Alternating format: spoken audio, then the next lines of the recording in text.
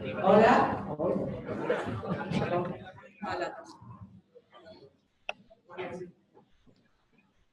Venga, vamos a ver. Mantener el silencio, por favor. ¿Vale? Venga, os presento, nos van a dar una charla online desde Australia y el ponente es Ángel López Sánchez.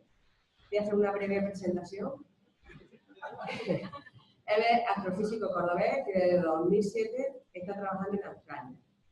Trabaja desde el 2011 en el Observatorio Astronómico Australiano y además de su labor investigadora y docente en la universidad, la divulgación científica es una parte importante de su vida, que la refleja en conferencias virtuales como esta de hoy y en la puesta en marcha desde 2003 de su blog de divulgación, que os recomiendo, El Lobo Rayado, sobre astronomía, astrofísica y ciencia en general, que complementa con su blog en inglés y en la red Nowcast.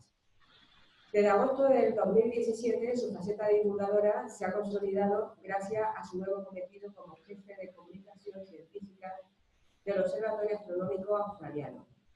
Además, no ha perdido las raíces con Córdoba, él es de Córdoba, y publica semanalmente en el suplemento El Soco del diario Córdoba un artículo sobre astronomía. Pertenece también a la Agrupación Astronómica de Córdoba y es miembro fundador del Foro Único de la Universidad de Córdoba, para promover la ciencia en nuestra ciudad.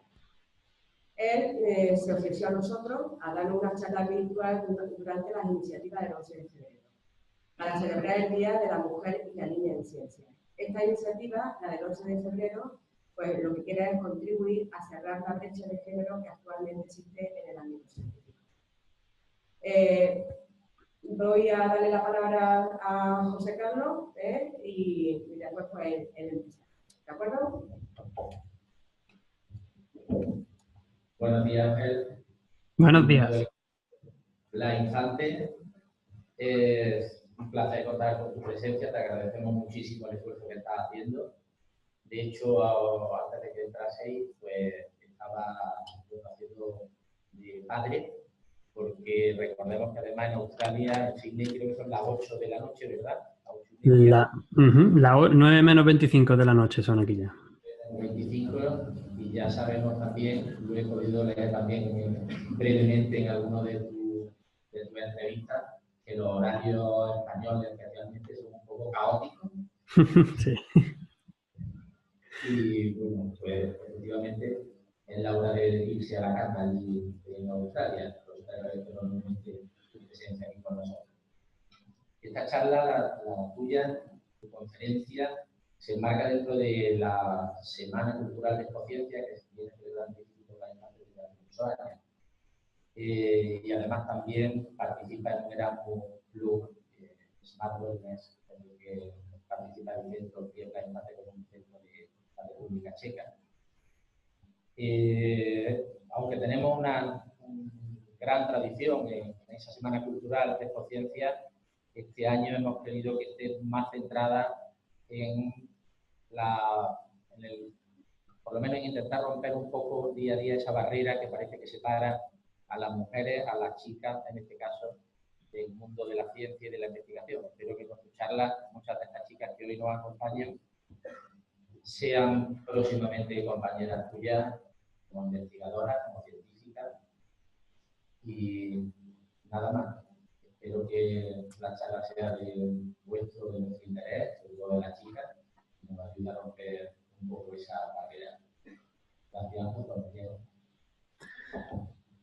Pues nada, muchísimas gracias por dejarme estar un rato con vosotros para contaros mi pasión, que es la ciencia y la astrofísica en particular. Yo ya no 20 años, ya tengo que decir 25 años, estaba como vosotros, ahí sentados, pensando en que, bueno, me gustaría ser astrofísico y quiero ser astrofísico. Hacía muchas cosas de astrónomo aficionado por entonces.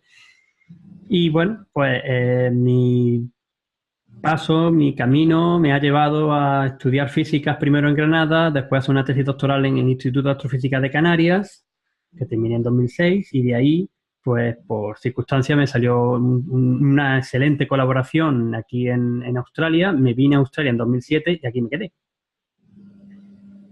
Pero lo que quiero contar hoy sobre todo es ayudaros un poco a entender que ha habido muchas mujeres en ciencia y en particularmente en astronomía que han contribuido enormemente al avance de la ciencia, pero que desgraciadamente por como ha sido la sociedad y todavía en cierta forma hasta ahora, no han tenido el reconocimiento que quizás se deberían haber tenido. Y voy a poneros varios ejemplos y también aprovechando, pues os voy contando cosas chulas de astronomía. Normalmente cuando doy videoconferencias no me gusta enrollarme. Me gusta más que seáis vosotros los que me preguntéis. Creo que es más divertido, ¿no? Paco. Si estuviese ahí, pues sería una cosa distinta, pero me gusta hacerlo un poco más interactivo. De todas formas, hoy lo voy a hacer diferente. O sea, voy a contaros primero la charla, voy a intentar ser lo más breve posible para que tengamos por lo menos 20 minutos o así para que me preguntáis lo que queráis de astronomía. Tengo montones de imágenes, tengo montones de cosas. No voy a hablar de planetas, no voy a hablar apenas de un poquito de galaxias, no voy a hablar de exoplanetas, no voy a hablar de lo del eclipse de luna, no voy a hablar de casi nada de eso.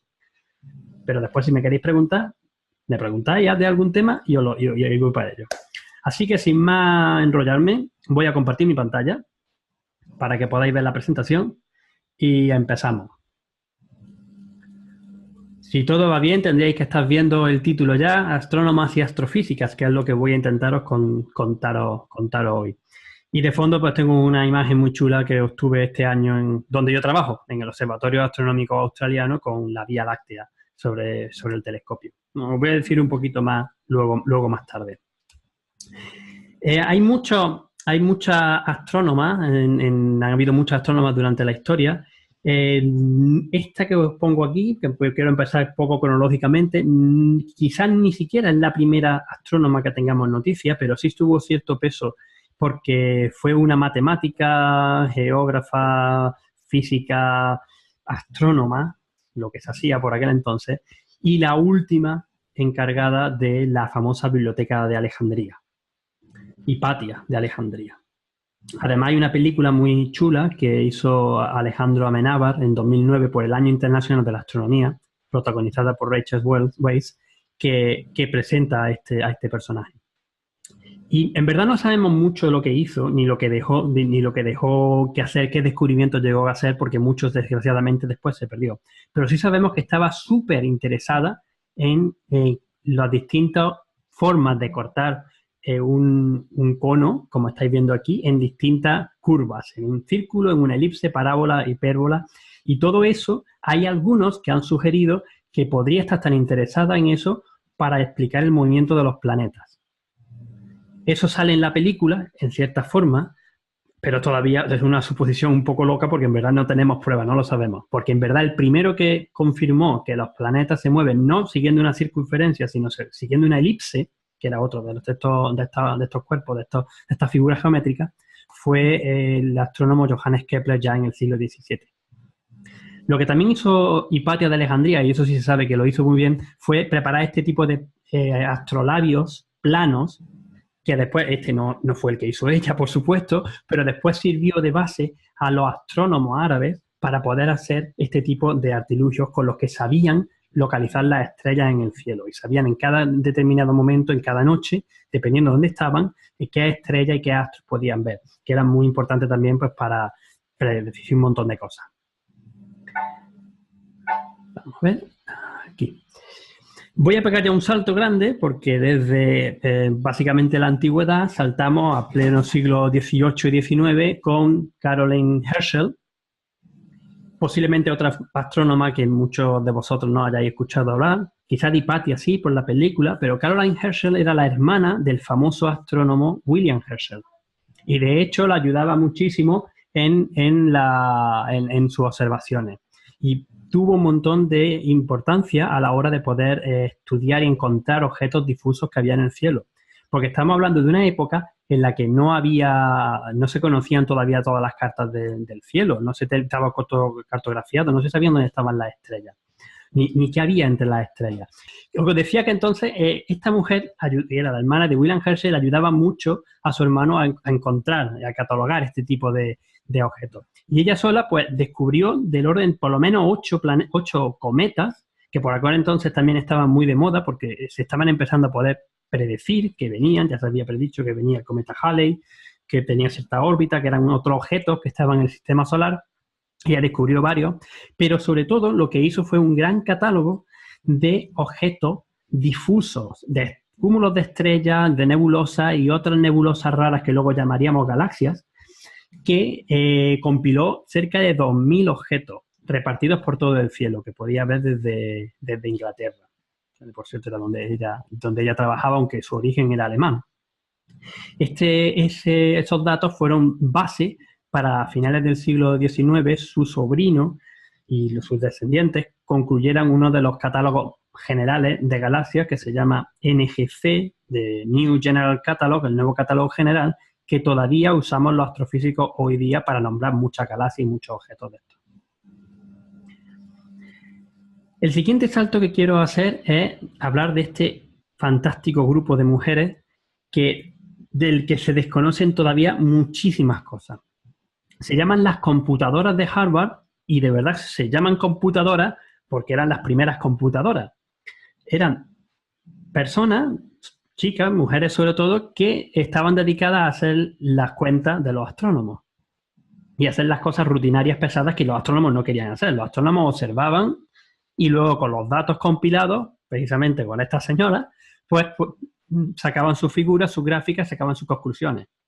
Y esto lo hizo muy bien porque, bueno, se hizo sobre todo porque era gente que estaban igual de preparados y tenían las mismas actitudes que los hombres, pero se les pagaba muchísimo menos.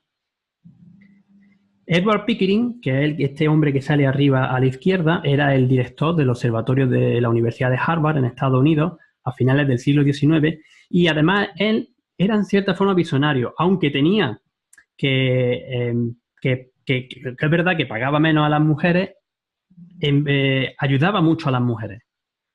Y, por ejemplo, la que fue su ama de casa, que es esa señora que veis más seria ahí en medio, Williamina Fleming, fue justamente la que terminó convirtiendo en la jefa de este grupo de calculadoras.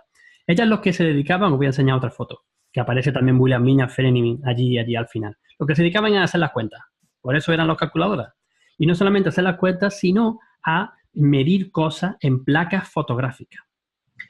Os voy a enseñar una para que lo veáis. En esos momentos se estaba empezando a aplicar las técnicas de fotografía a la astronomía y se podían conseguir, pues ya no era mirar, ya no mirabas tú y apuntabas donde más o menos creías que estaba y hacer el dibujo. No, ahora tú tenías una reproducción fidedigna en una placa fotográfica. Y esa placa fotográfica tú podías llevarla a tu centro de trabajo con un microscopio, mirabas perfectamente dónde estaban las estrellas, comparabas si había cambios de brillo, superponiendo dos placas y haciendo este tipo de análisis.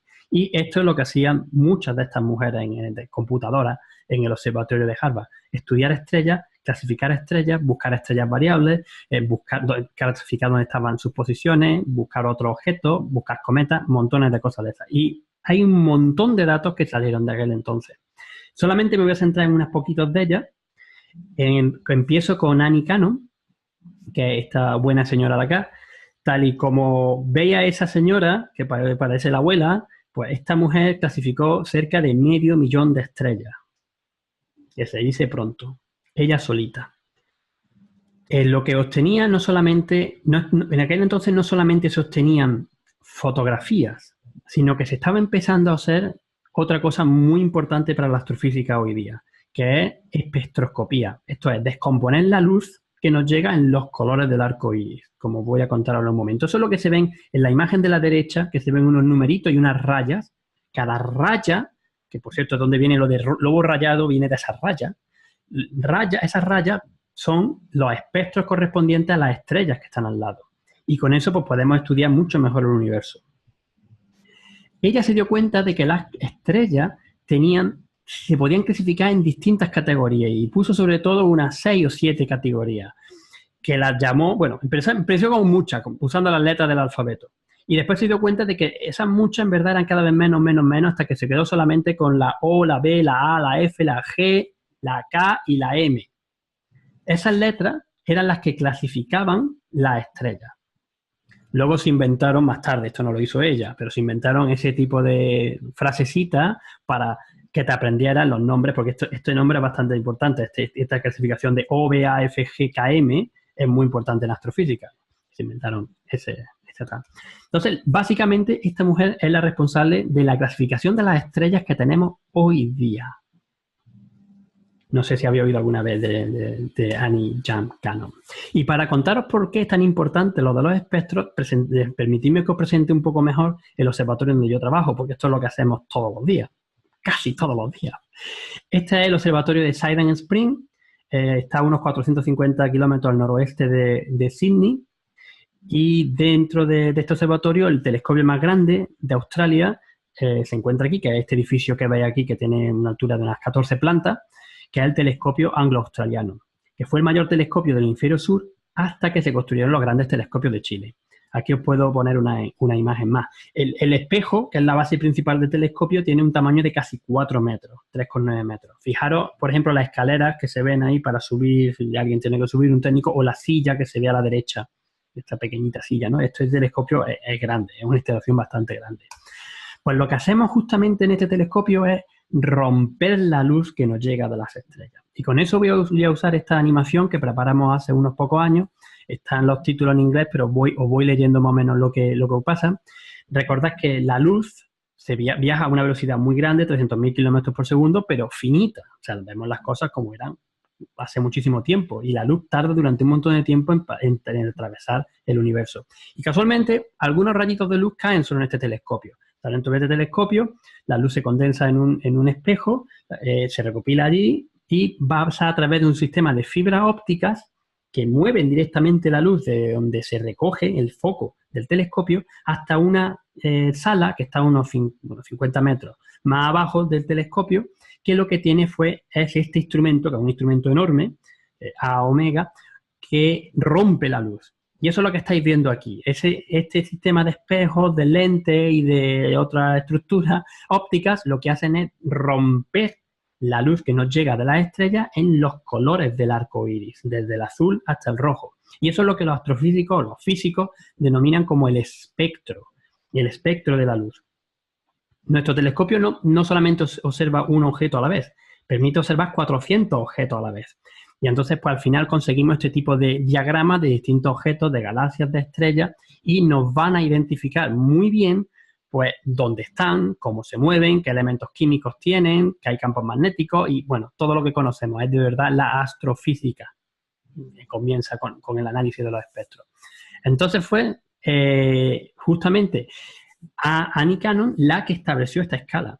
Y si veis con cuidado, aparecen esos rasgos, esas líneas, que algunas aparecen en un sitio, otras aparecen en otro, y en verdad eso no se sabía lo que era. No se tenía ni idea de lo que era, de por qué aparecían ese tipo de rasgos y por qué aparecía ese tipo de estructura en las estrellas. De igual forma, por aquel entonces también se conocía bastante bien de que las estrellas tenían color. No todas las estrellas brillaban igual, no todas las estrellas eran iguales del Sol. Hay estrellas rojas, hay estrellas azules, hay estrellas naranjas, como el Sol, más o menos naranja. Entonces tampoco se sabía de dónde venían los colores de las estrellas. Y hay aquí cuando una joven inglesa, Cecilia Payne, después de haber estudiado en Londres, en Cambridge, no es aceptada porque es mujer para hacer la tesis doctoral, porque ella quería ser astrónoma, quería estudiar el universo, no la dejan y ella viaja a Estados Unidos, a Harvard, donde ya sabía que Pickering, bueno, ya no era Pickering, ya era su descendiente, pero bueno, que estaban allí en este grupo de mujeres trabajadoras en astronomía. Y entonces ella empieza a trabajar en los espectros estelares que Annie Cannon había estado analizando y había estado observando. Y en su tesis doctoral, que publicó en el año 1925, se llama Las atmósferas estelares, encuentra una de las cosas fundamentales, o la cosa más fundamental que existe sobre las estrellas y sobre el universo ahora mismo, que las estrellas están compuestas por hidrógeno y por helio. Porque hasta entonces se creía que las estrellas eran como la Tierra. Tú ponías la Tierra a una temperatura muy alta y eso era lo que tenía una estrella. Y muchísima gente lo defendía. Incluso su director de tesis, no, pero su asesor de tesis, Russell, él no se creía nada de esto. Y le hizo expresamente que pusiera al final de su tesis un parrafito diciendo que lo más seguro es que los resultados estaban mal. Esto se ha traducido en que esta tesis doctoral es la más importante en astrofísica y de hecho es el verdadero nacimiento de la astrofísica.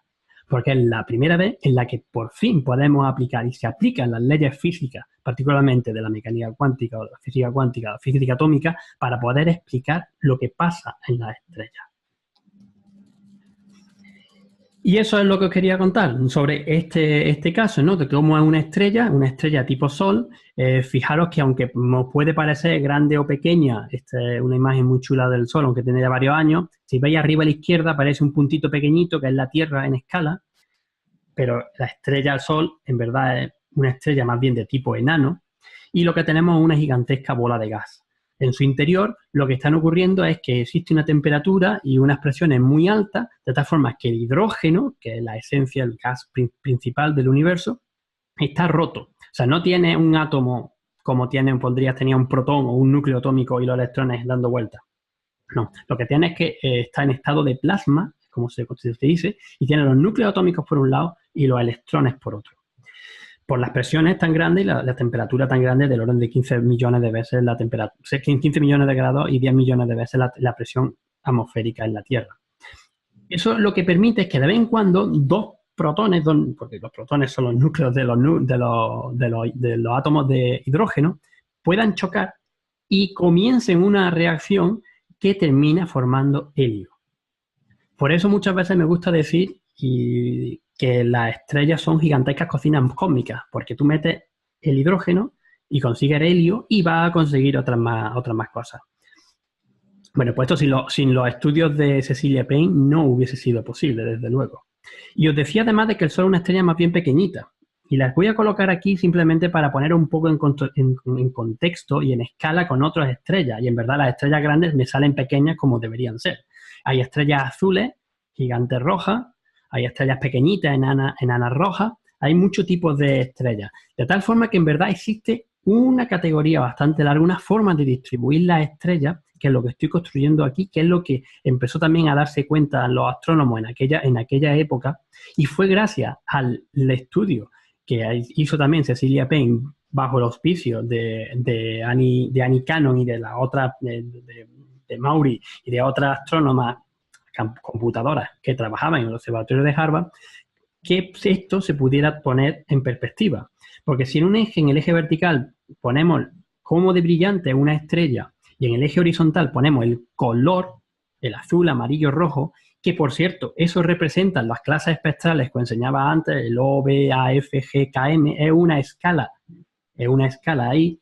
Pues la magia o la cosa fantástica de todo esto es que esto es una escala de temperatura. Nos está diciendo cómo de calientes y cómo de frías están las estrellas. Las estrellas azules son muy calientes. Las estrellas rojas son las más frías. Y aquí es cuando tengo que decir el chiste de que los astrofísicos confundimos los grifos de agua caliente con agua fría. Pero claro, están puestos al revés. Nosotros están al revés. Otra de las mujeres que trabajaron en el observatorio de Harvard fue Henrietta Leavitt, que esta mujer que veis aquí, que ella se dedicó sobre todo, un poco esto lo hizo, este trabajo un poco anterior al de Cecilia Payne. Ella se dedicó a buscar estrellas que podían variar el brillo en distintas formas, ¿no? Entonces, si tenía estrellas que variaban el brillo de tipo que se llaman variables, pues era de mucho interés porque se quería saber por qué pulsaban, por qué cambiaban el brillo de vez en cuando.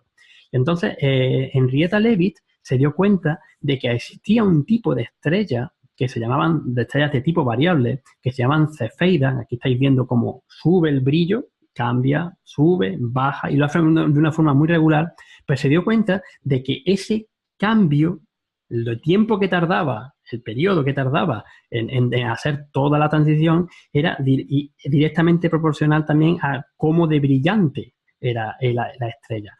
Estrellas más brillantes que hacían esto tenían el periodo mucho más largo. Y esto permitió hacer una escala, una técnica para poder estudiar y escalar las distancias a estrellas lejanas y sobre todo a otros objetos más lejanos.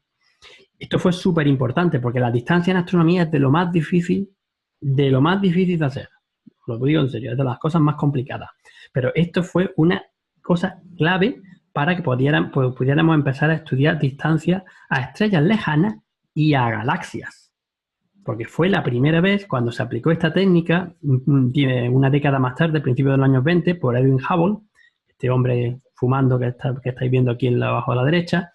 Él encontró este tipo de estrellas variables de tipo cefeida en la nebulosa de Andrómeda. Aquí veis una imagen reciente, por ejemplo, con el telescopio espacial Hubble, que está dedicado a Edwin Hubble, porque fue el primero que se dio cuenta, gracias a la técnica de Henrietta Leavitt, que la Vía Láctea era una cosa y que existían otras cosas por ahí fuera, otros universos e islas que ahora llamamos galaxias. Y la primera en identificarse fue la galaxia de Andrómeda, esa gran nebulosa. Pocos años después, y siguió haciendo este tipo de estudios en distintos objetos nebulosos que parecían galaxias y eran galaxias porque consiguió calcular la distancia y se encontró que conforme más lejos estaba la galaxia, más rápido parecía que se alejaba de nosotros, por lo que encontró la expansión del universo. Bueno, pero eso nunca lo habría podido hacer si no hubiese sido por Henrietta Leavitt. Hay una curiosidad más sobre Henrietta Leavitt, es que la propusieron para un premio Nobel. Pero desgraciadamente cuando intentaron hacer los papeles que venían desde Europa a Estados Unidos para pedir documentación para pedir para que fuese una candidata para el premio Nobel a mitad de los años 20, pues Henrietta Leavitt había fallecido 4 años antes.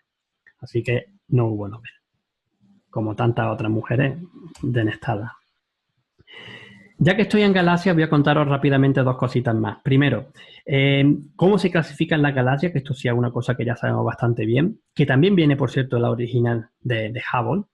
En esencia, hay 2 grandes tipos de galaxias. Unas las llamamos espirales, que son como la Vía Láctea, y otras las llamamos elípticas, que es como la imagen que estáis viendo, la galaxia que estáis viendo a la derecha.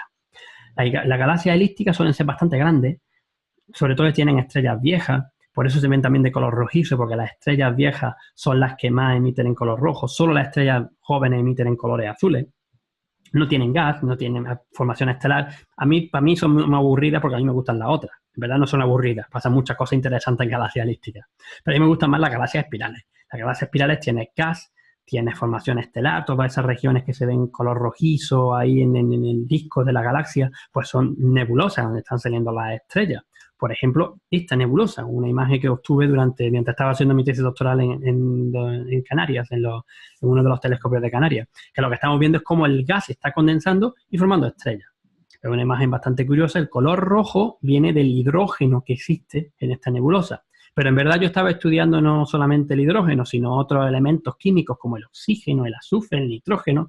Y bueno, pues gracias a eso podemos tener estas imágenes tan llamativas, donde a pesar de ser bonitas, nos está diciendo muchas cosas, porque en azul estamos viendo la emisión del oxígeno en el gas.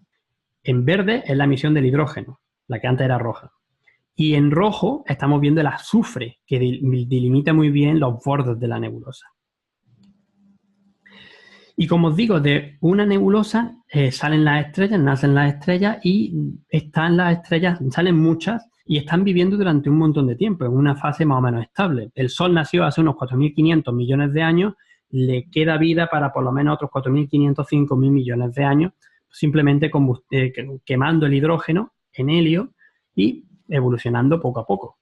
Y eso es lo que os decía también antes, ¿no? Las estrellas son como unas gigantescas cocinas cósmicas. Tú, al final lo que consigues es que tienes el hidrógeno principal, pero como se va quedando helio, más helio, más helio, más helio, llega un momento en que casi toda la parte central de la estrella se convierte en helio. Ahí la estrella tiene una crisis bastante gorda, tiene un tipo de evolución, y si es un poco masiva, pues puede llegar a ser cosas más fantásticas todavía, porque es capaz de quemar el helio. Puede convertir el helio en carbono y en oxígeno, y se crea una especie, otra estructura más debajo. Si todavía es más masiva, pues el carbono y el oxígeno puede convertirlo en otros elementos, en sodio, en magnesio, en neón. Después eso se lo convierte en silicio, en azufre, en argón, en calcio, en titanio y llega a crearse en su interior un núcleo de níquel y de hierro, sobre todo de hierro 56. Teniendo una estructura, la estrella, estos son estrellas muy masivas, tipo de estas capas de cebolla en su interior. Fijaros que todos esos elementos químicos, los que vemos en la tabla periódica, es que se crean dentro de las estrellas. Si no hubieran estrellas no tendríamos esos elementos químicos y no estaríamos aquí, por supuesto. Lo que ocurre es que el hierro es el elemento más estable de la naturaleza. No lo puedes fusionar, que es lo que pasa dentro de las estrellas, fusiona con una reacción termonuclear de fusión, ni tampoco lo puedes fisionar, lo que pasa en las centrales nucleares, romper núcleos pesados para sacar energía de ahí. Es el núcleo más estable de la naturaleza. Entonces la estrella pues termina explotando. Se vuelve inestable y termina explotando en una explosión que conocemos como supernova de tipo 2. Y se crean pues, un montón de fuegos artificiales. Incluso esa estrella puede brillar más que una galaxia. En su interior quedan los restos, que pues, son objetos muy complicados. Estrellas de neutrones, agujeros negros, en fin, eso seguro que nos gusta lo de los agujeros negros. Nunca llama la atención. Pero las estrellas menos masivas, por ejemplo, lo que se le pasará al Sol dentro de unos 4.500 o 5.000 millones de años, bueno, primero se habrá inflado como una gigante roja, pero no tiene suficiente masa como para seguir haciendo todas estas cadenas de reacciones nucleares. Creará un poco de carbono y de oxígeno, pero no mucho. Y entonces lo que terminará es saliendo, expandiendo y echando sus capas exteriores al espacio y formando este tipo de objetos que se llaman nebulosas planetarias. Por cierto, que el nombre posiblemente también venga de las observaciones de Caroline Herschel y de sus contemporáneos, que eran los primeros que encontraban estos disquitos que parecían planetitas, pero en verdad era la muerte de estrellas de baja masa. Y se les llamó las nebulosas planetarias. En cualquier caso, todo esto de ciclo de evolución de la estrella es una diapositiva complicada, pero simplemente lo que quiero decir es que da igual que una estrella nazca de una nube de gas y sea muy grande o muy pequeña. Al final muere y el gas resultante va a ir de nuevo a la galaxia y de ahí van a salir nuevas estrellas. Y eso es una de las claves fundamentales de la astrofísica de ahora, porque es como intentamos entender cómo evolucionan las galaxias. Y como decía, nuestra galaxia es una galaxia de tipo espiral. Como estamos dentro del disco de la galaxia, lo que vemos es la proyección en el cielo, por eso vemos la Vía Láctea, el Camino de Santiago, esa banda borrosa que se ve muy bien en verano. Pero sobre todo, si queréis verla bien, tenéis que ir al hemisferio sur, que es como esta imagen que estáis viendo aquí sobre el observatorio donde yo trabajo, donde además pues se ven las dos galaxias satélites de la Vía Láctea abajo a la derecha.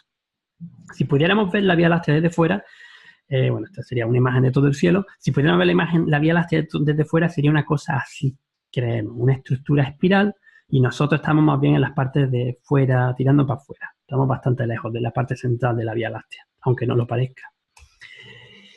Y así llegamos a la última de las astrónomas que os quiero comentar, que posiblemente hayáis escuchado porque ha tenido cierto nombre en los últimos tiempos, desgraciadamente porque falleció a finales de 2016, que es Vera Rubin. Esta mujer, por cierto, se me olvidó decir, Cecilia Payne, importante, Cecilia Payne fue la primera mujer en conseguir un doctorado en astrofísica. Vera Rubin fue la primera mujer a la que le permitieron observar a través de un telescopio profesional. Hay anécdotas muy curiosas como que cuando fue al observatorio solamente había cuartos de baños de hombres y entonces que eso no podía ser. ¿Cómo podía hacer eso? No podía, tenía que irse a otro sitio. Y terminó poniéndole a uno de los cuartos de baño, al muñequito, recortó con un papel, con unas tijeras, le puso una faldita al muñeco y dijo, bueno, pues este va para mí. Mi historia, ¿no? Bueno, Vera Rubin era una entusiasta de la astronomía, de la galaxia, hizo montones de cosas, incluso era astrónoma aficionada y se construyó un pequeño telescopio con 12, 13 años con la ayuda de un grupo de astrónomos aficionados, pero sobre todo se encantó en las galaxias, intentó entender las galaxias. Y fue en verdad la primera persona que consiguió medir cómo rotaban las galaxias, usando también la técnica esta de la espectroscopía. No voy a daros muchos detalles porque si no, además no terminamos nunca. Lo importante es que lo que encontró la astrofísica Vera Rubin era lo que nadie esperaba. Porque según tú tienes una galaxia, según tú te alejas de la galaxia, de igual forma, si tú te alejas del centro de la galaxia, de igual forma que si tú te alejas del centro del Sol, los planetas cada vez van girando más despacio, es de esperar que las estrellas, según te vas alejando más y más de la galaxia, se van moviendo cada vez más despacio. Pero lo que encontró Vera Rubin es que no, que las galaxias se mueven, las partes de fuera de la galaxia se mueven a gran velocidad. Y eso no podía ser. Si había algo, pasaba algo ahí raro, había que modificar la física o había un montón de masa que no veíamos. Y claro, esto tuvo un montón a nadie le creía, al principio nadie le creía. Decían, tú te has equivocado, esto está mal, historia de siempre. Tuvieron que pasar 5 o 6 años con un montón de otras observaciones de otros astrónomos de distintas índoles que confirmaran que es verdad que las partes externas de la galaxia se mueven cada vez más rápido. No puedes explicarlo. Tendrían que salir expulsadas de la galaxia si se movieran a esa velocidad. Y entonces lo que se encontró fue que en verdad las galaxias están inmersas dentro de un enorme halo de materia que ni emite ni absorbe la luz, por eso no se ve. Y a ese halo grande de materia, la materia que está constituyendo ese halo, es a lo que se llamó la materia oscura, que posiblemente también habéis escuchado. Vera Rubin fue la que dio las primeras pruebas fehacientes de que existía una cosa del universo que llamamos materia oscura. Y si seguimos más adelante, en verdad, la receta que tenemos actualmente de nuestro universo es que la materia oscura, que es la parte azul, dark matter, es el 27% del universo. Otra cosa que hemos descubierto recientemente, que también nos dejó totalmente descolocados y que no tenemos ni idea, no sabemos lo que es. De verdad que no sabemos lo que es, ni la materia oscura ni la energía oscura, la dark energy en verde, es el 68% del universo. Todo lo que está hecho de átomos, vosotros, yo, la Tierra, las estrellas que vemos, todas las galaxias que vemos que están hechas solo de átomos, las nubes de gas difusas, todo, es solo el 5% de lo que hay en el universo. Cada vez sabemos menos de lo que hay ahí fuera, que lo creáis o no. Por eso no podemos tener a la mitad de la humanidad o a la mitad de nuestra especie investigando y a la otra mitad que está igualmente capacitada, no. Es importante que todo el mundo tenga las mismas posibilidades, independientemente del sexo que tenga, de tu religión, de tus pensamientos y de lo que sea. Si tú eres una persona válida, y todos muchos lo somos, pues podemos intentar estudiar e investigar más lo que nos rodea. Y no solamente astronomía, montones de otras cosas y en montones de otros campos de la sociedad. Esta imagen intenta recopilar un poco, pues quizás de las más famosas, de las mujeres más famosas en astronomía. Algunas de ellas son las que os he estado contando. Y deja precisamente una frase de Vera Rubin. Hace 30 años pensábamos que estaba ganada, pero la igualdad es tan escurridiza como la materia oscura. Porque hay que seguir luchando para que tengáis hombres y mujeres y hombres tengan la misma visibilidad y las mismas oportunidades. Y eso es por eso precisamente por lo que estamos haciendo y trabajando mucho en distintos ámbitos en este tipo de semanas con la visibilidad de las mujeres y de las niñas en ciencia.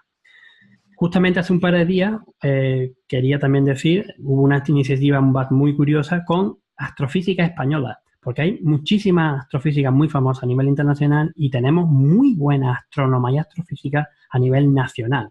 Aquí os dejo unos cuantos nombres. Yo conozco a la mayoría de ellas, pero viendo así largo, Lourdes Verde Montenegro del Instituto de Física de Andalucía es una de las jefas del nuevo gran supertelescopio en radio, el SKA, que se va a construir entre Sudáfrica y Australia de aquí a 20 años, por poner un ejemplo. Pero es que cada una de ellas pues, es un logro de la ciencia española y de la mujer de las mujeres por conseguir esa igualdad. Así que me queda una última diapositiva, que me he enrollado al final demasiado, no vamos a tener tiempo de preguntas. Olvidaros convertiros en princesas, chicas. Sed astrofísicas. Así que muchas gracias y espero vuestra pregunta.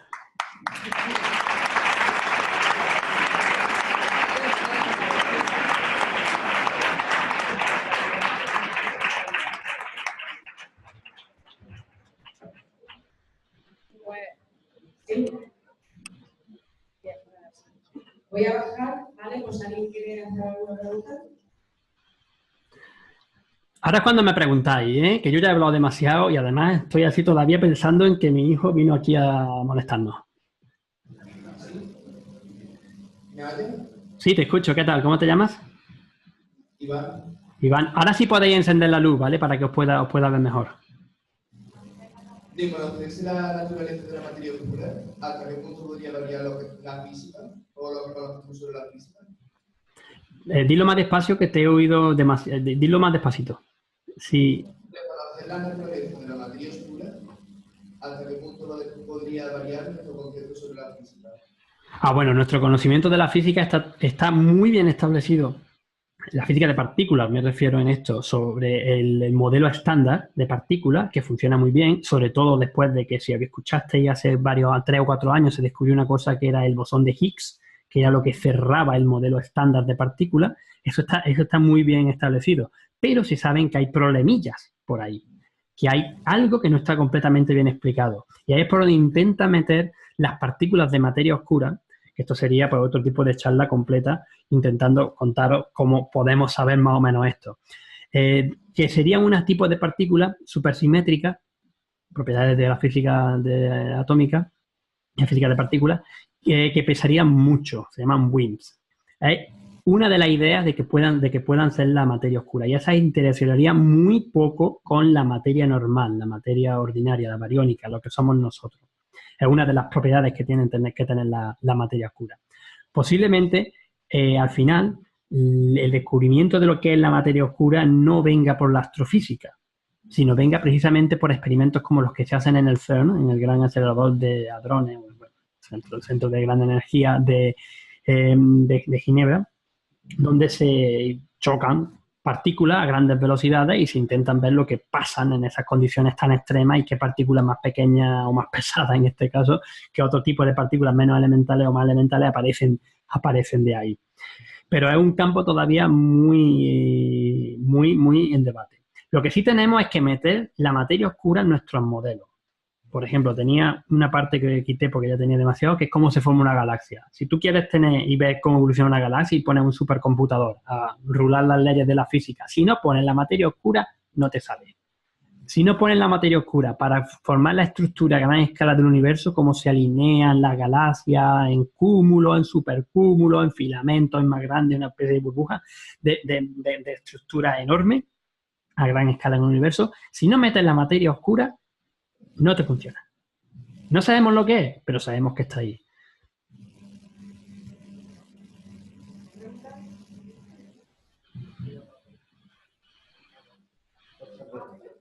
Y lo segundo, ¿cuál es la importancia del fondo de microondas? Hombre, el fondo de microondas es súper importante, pero muy importante. El fondo de microondas es el eco del Big Bang, podemos decirlo así. En verdad, pasó unos 300.000 años después del momento de la gran explosión, y lo que señala el momento en que el universo se hace transparente. Porque hasta ese momento esto ocurría como si estuviese dentro de una estrella. Tú no puedes ver lo que pasa dentro de una estrella porque la materia está tan condensada, hace tanta temperatura y hace tanta presión que la luz no puede salir dentro de la estrella. Tú ves la de la superficie, solamente vemos la que sale de la superficie. Pues, lo mismo pasa con el fondo cósmico de microondas. Solamente fue el momento en el que se desacopla la luz y la materia. Y la luz puede moverse libremente.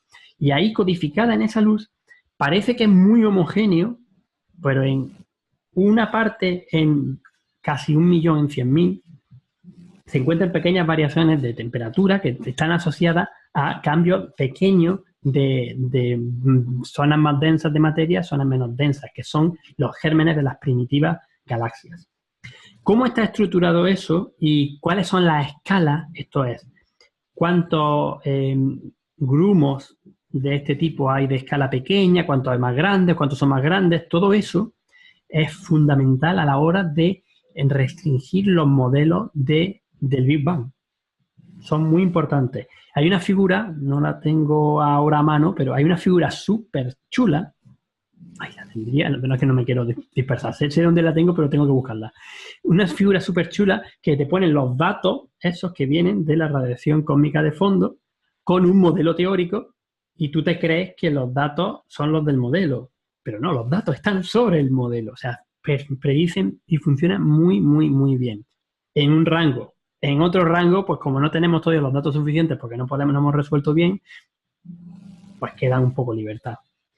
Hay una cosa que, por ejemplo, se quiere ver en la radiación cósmica de fondo, es si existe una cosa, unas estructuras que se llaman de polarización de la luz, como está la onda electromagnética en cierta forma, porque si existen esos modos B de polarización que se llaman, es un indicio de ondas gravitacionales en el principio del tiempo, y también soporta la idea de que nuestro universo no sea uno, sino que existan muchos, que en verdad vivamos en una especie de multiverso.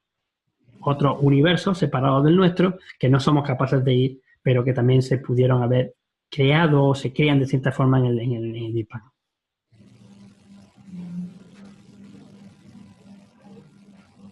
¿Alguien quiere hacer más preguntas? No tenéis que hacer más preguntas porque vamos.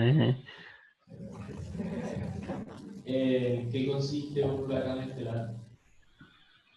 ¿En qué consiste? Un huracán estelar. Un huracán estelar. ¿Dónde has escuchado eso? Lo vi, estaba buscando cosas sobre astrofísica y lo vi. Pues sinceramente, no, yo no lo he oído nunca. No sé a qué se refiere. ¿Un huracán estelar?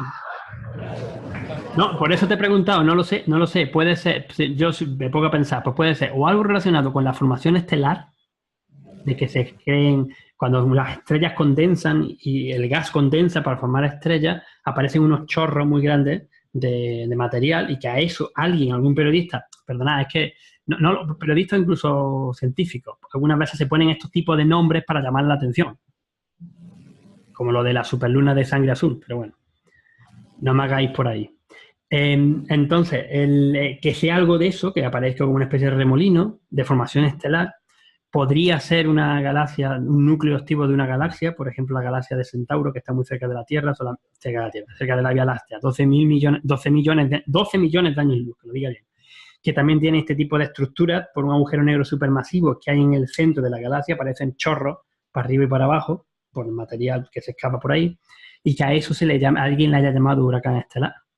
Pero posiblemente sería algo más relacionado con las estrellas. La verdad que yo no lo he escuchado nunca, ese término. Lo busca en internet. Bueno, lo buscaré. Científicos de la NASA registran las ráfagas de viento más rápidas en un mar de Tierra, alrededor de 1 millón de euros. El viento alcanza velocidades de casi 32 millones de kilómetros por hora. Es decir, casi un 3% de la velocidad de la luz.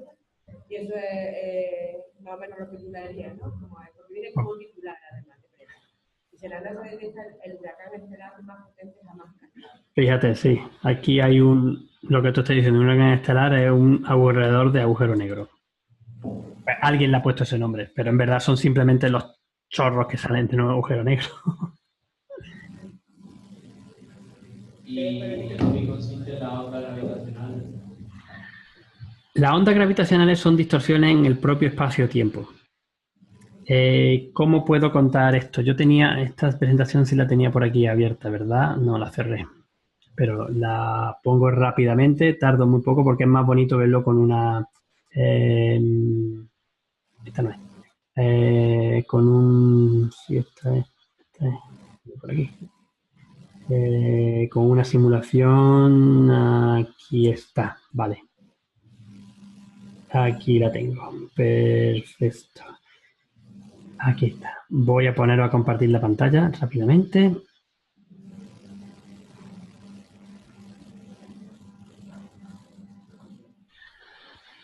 O sea, lo que se tiene es que el universo, en verdad, estamos acostumbrados a esto de las 3 dimensiones, de altura, anchura y longitud.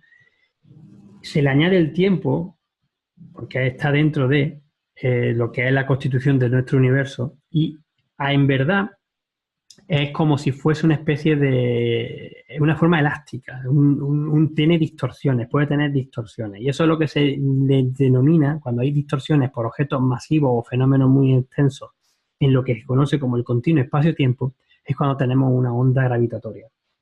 Quizá otro ejemplo que podría hacer es imaginar una malla, como es la gravedad, una malla o una cama un poco elástica, y si la tienes no hay nada, la tienes lisa, pues sin problema. Si pones un objeto pesado, se hunde. Si el objeto está más pesado, se hunde más.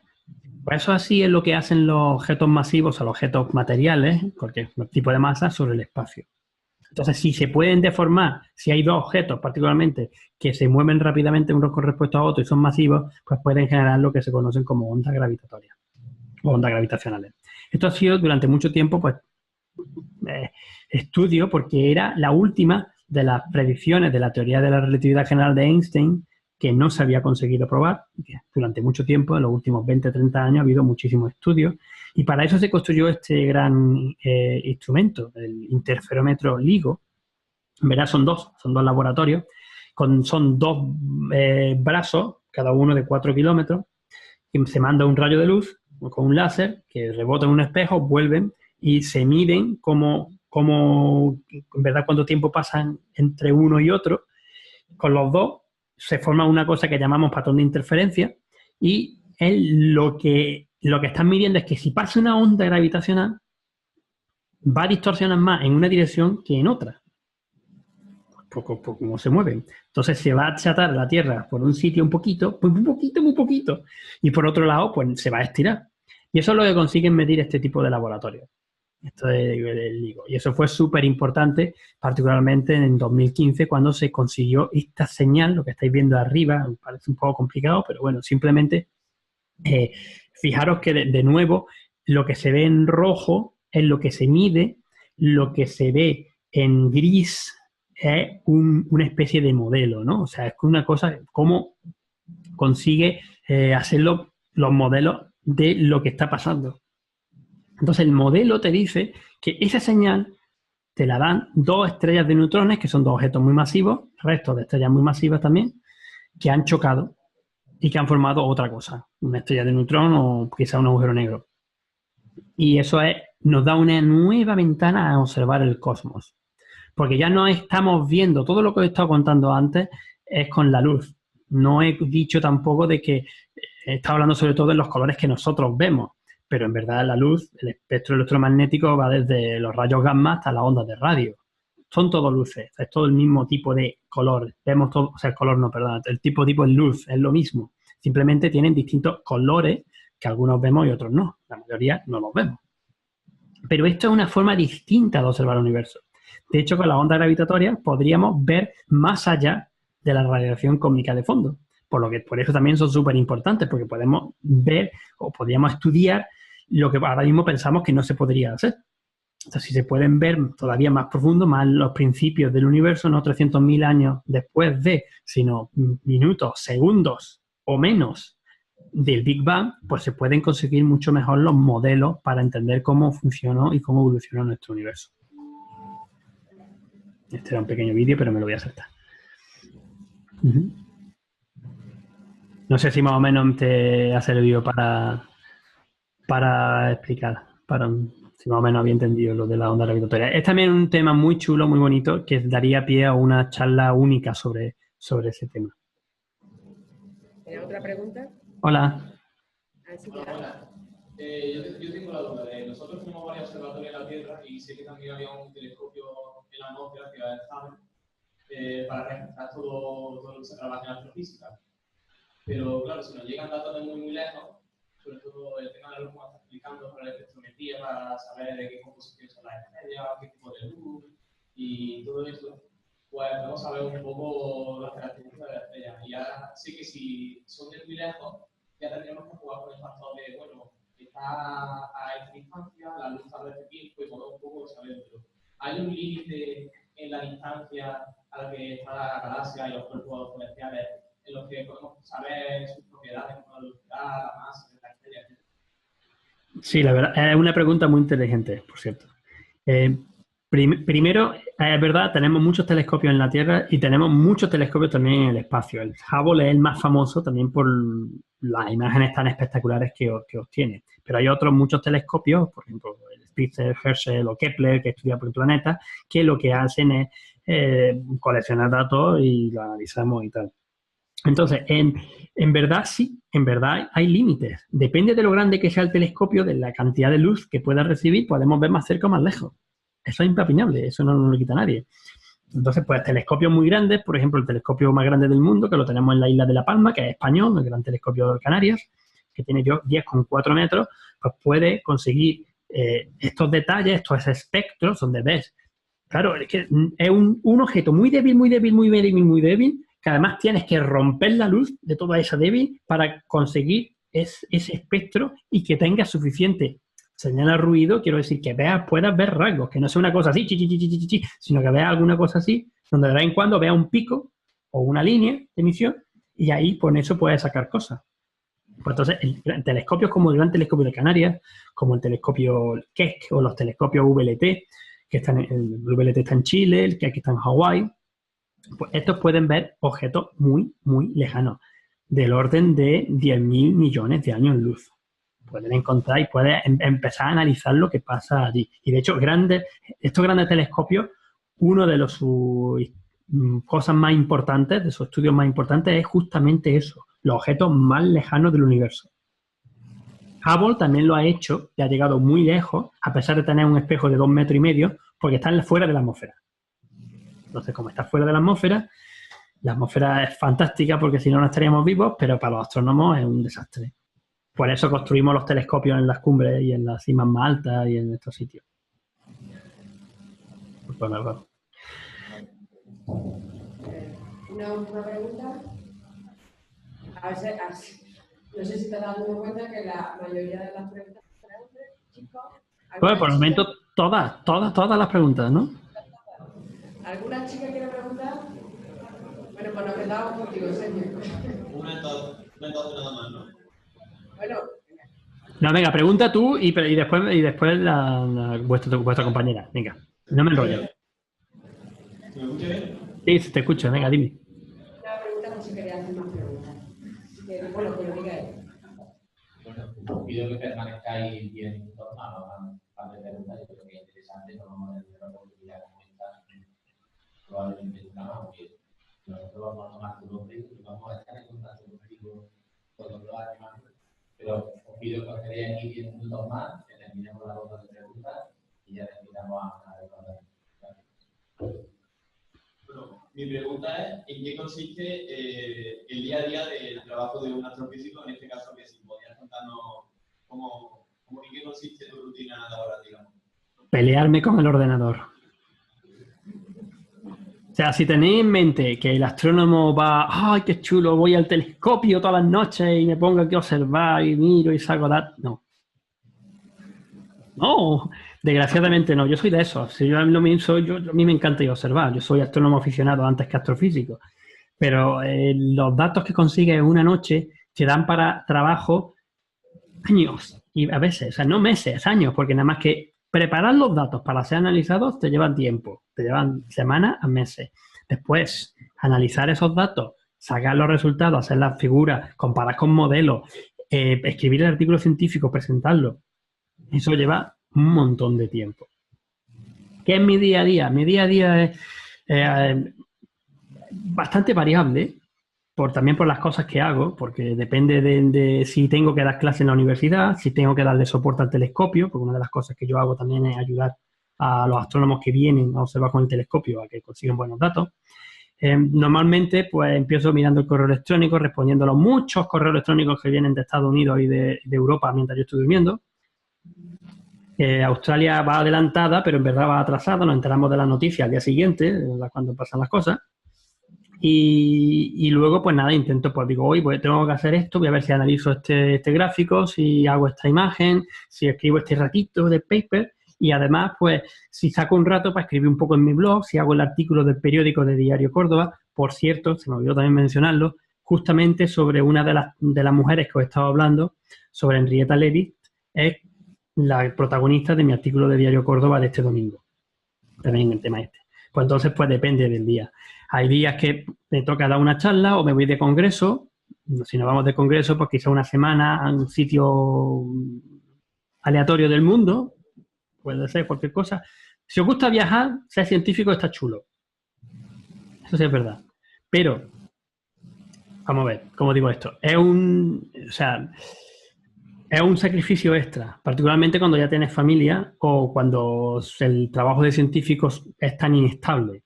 Porque una cosa que no he dicho es que yo puedo motivar y decir que fantástico, que bonito, que adelante, que de astronomía, que la ciencia es vocacional, fantástica y es como avanza la humanidad y todas las palabras bonitas que pueda decir. Pero al fin y al cabo somos personas que tenemos que tener un trabajo con el que nos podemos ganar la vida. Y desgraciadamente la ciencia y el trabajo de científico no está tan bien valorado como creemos muchos que debería estarlo, igual que la profesión de maestro en muchas ocasiones.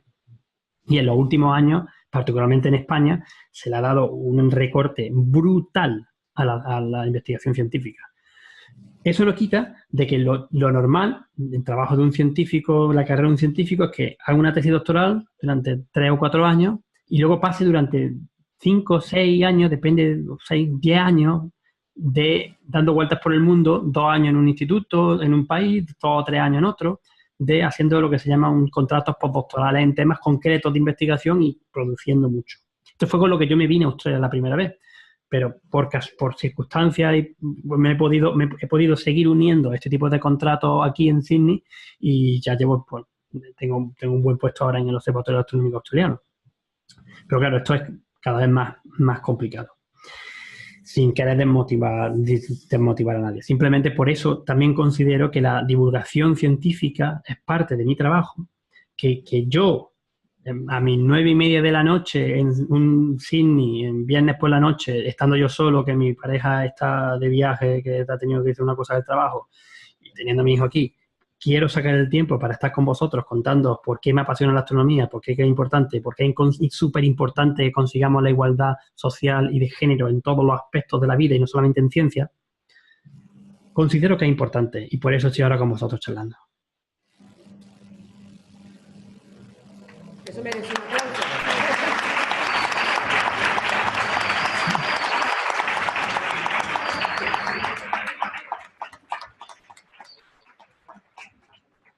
¿Alguna más pregunta? Y la última. Venga. A una chica. Pues a la chica le damos prioridad. Hombre, claro que sí. Y que yo lo que quiero es, quiero motivar a chicas. Desgraciadamente, el sesgo generacional se ve mucho antes. Casi la mitad de la audiencia es chica. El sesgo generacional de las chicas decidiendo que no van a hacer ciencia aparece antes de vuestra edad. Aparece ya en primarias largas, final de primaria y en secundaria. En que directamente por la sociedad, por la forma, ¿cómo voy a ponerme yo a estudiar ciencia? Y menos una cosa tan técnica como una física o una química, porque quizás biológica, todo lo relacionado con medicina, biología, veterinaria, cosas de esas, sí, sigue siendo muchas.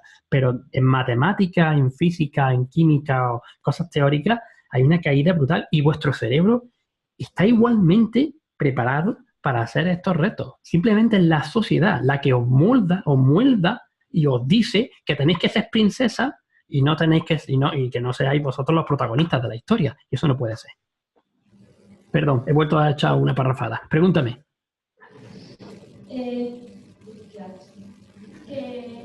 La única salida que tiene esta carrera es estar en un observatorio, dando el cielo.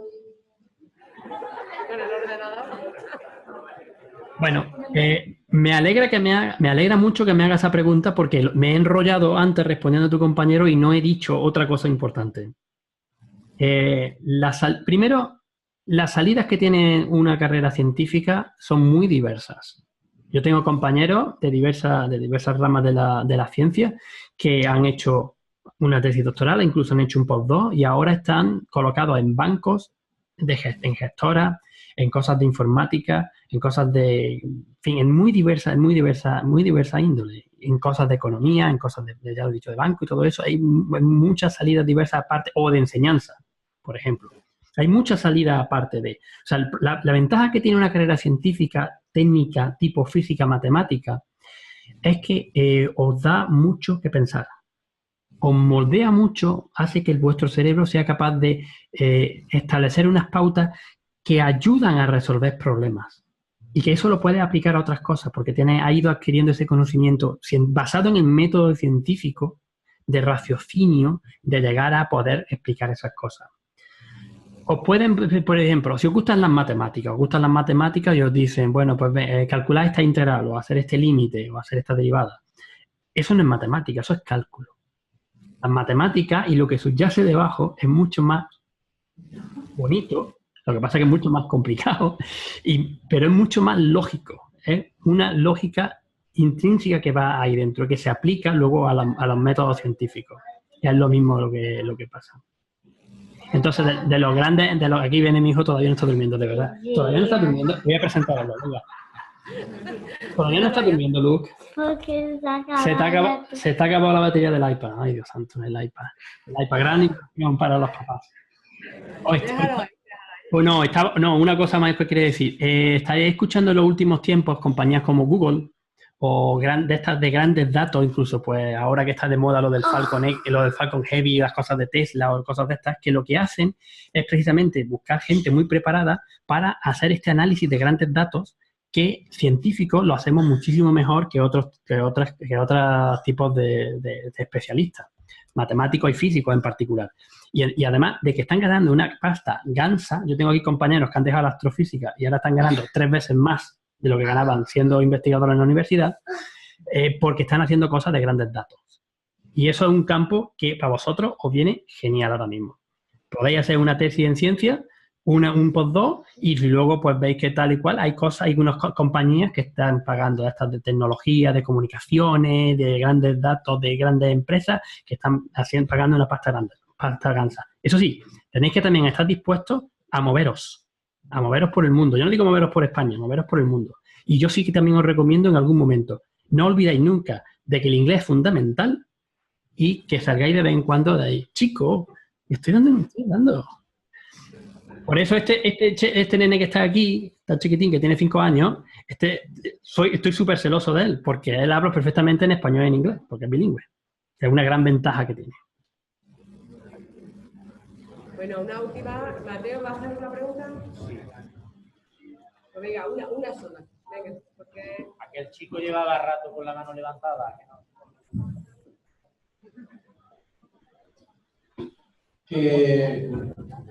Sí, muy brevemente, Ángel, porque estamos ya en el tiempo de recreo. Sí, no te preocupes.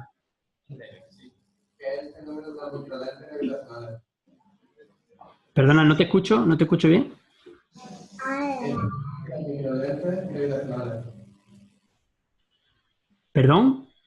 El fenómeno de las microlentes gravitacionales.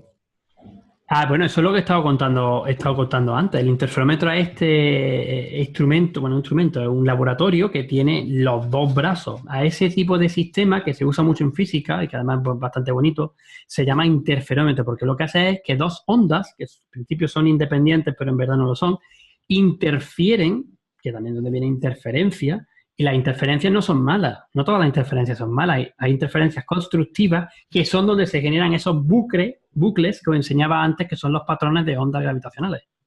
Entonces, el laboratorio de ondas gravitacionales es un interferómetro. Venga, la última. Física chulísima, ¿eh? Una física chulísima. Eso. Hola. Hola. A ver si te enfoco. Espérate, que te veas. ¿Estás totalmente de acuerdo con la teoría de Big Bang relacionada con el origen del universo? Yo no estoy de acuerdo porque ahora mismo es la teoría que nos explica mejor todas las observaciones. Si llega un momento en que hay una teoría alternativa que es capaz de explicar todo lo que explica la teoría del Big Bang, pero además predice cosas y luego comprobamos que esas se cumplen, pues entonces tendremos que cambiar el paradigma. Y esto es lo que se hace en ciencia. Esto es una cosa, me ha encantado que me haga esta pregunta, porque esto es súper importante en ciencia. En ciencia no nos tomamos las cosas como acto de fe. Nosotros nos basamos en la experimentación. Nosotros nos basamos en lo que nos dicen los datos. Tú tienes una teoría física y tú tienes los datos. Por eso era tan importante encontrar la onda gravitatoria. Las ondas gravitatorias estaban predichas por la teoría de la relatividad de Einstein. Si no se encontraban, es que la teoría de la relatividad de Einstein, a pesar de que había sobrepasado, y es la teoría más exitosa que tenemos en física y en ciencia, diría yo, porque ha pasado todos los tests, hay algo mal. Entonces, si ahí encontramos cosas que no funcionan, pues las tenemos que cambiar. Un ejemplo que a mí me gusta dar es el de Plutón. Plutón, durante un montón de tiempo, se consideraba que era un planeta. Pero ya se veía desde hace 20 o 30 años de que este planeta se movía de forma muy rara, tenía otros cuerpos por ahí y, en verdad, como ahora sabemos más del sistema solar, hemos sido capaces de redefinir lo que es un planeta, redefinir los cuerpos del sistema solar y aumentar el conocimiento científico, el conocimiento de la cultura de la humanidad para decir que el sistema solar no solamente tiene planetas, tiene un montón de otras cosas, entre ellas planetas enanos, asteroides, cometas y otro montón de cosas más. Entonces vamos cambiando, es un proceso evolutivo en el que poco a poco vamos incorporando más conocimiento y podemos llegar a cambiar en algún momento este cambio de paradigma. Es la mejor teoría, la teoría de Luis Van, como digo, para explicar el universo. Quizá dentro de 20, 30 años tengamos algo, una revolución, por ejemplo, con lo de las ondas gravitatorias, que podamos ver más dentro y veamos que en verdad no funcionan, que hay algo mal, que tengamos que meter algo del multiverso ya en serio de verdad y contarlo de otra manera. Y esperemos que sea así, porque así tenemos más trabajo. Médicos del futuro.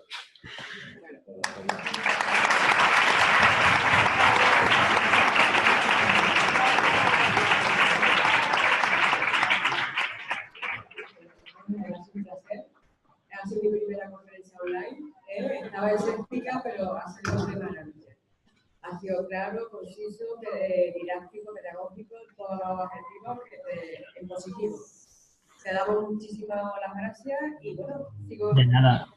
futura intervenir. Cuando vengas por Córdoba, por favor, haznos una visita.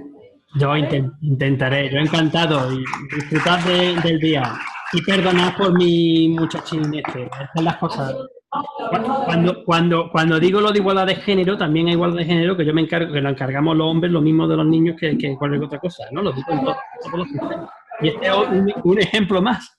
Dilario. El papel de cuidado del hombre también hay que reivindicarlo, por parte de todos. Venga, adiós. Venga, hasta luego. Adiós.